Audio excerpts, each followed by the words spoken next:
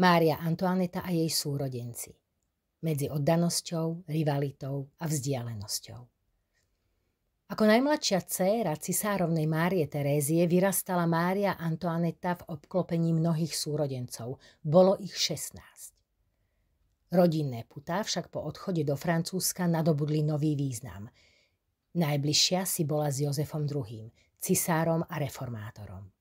Dôverne mu písala o svojich ťažkostiach vo Versailles a on jej otvorene a láskavo radil. Ich vzťah bol úprimný, plný rešpektu a dôvery. S Máriou Karolínou, kráľovnou Neapola, ju neskôr spojil spoločný politický osud. Po vypuknutí revolúcie bola jednou z mála sestier, ktoré sa ju aktívne snažili podporiť. Naopak jej vzťah s Máriou Kristínou, obľúbenou dcérou Márie Terézie, bol chladný a poznačený žiarlivosťou. Mária Antoaneta jej vyčítala výsady, ktoré jej ako kráľovnej chýbali, najmä možnosť vydať sa z lásky.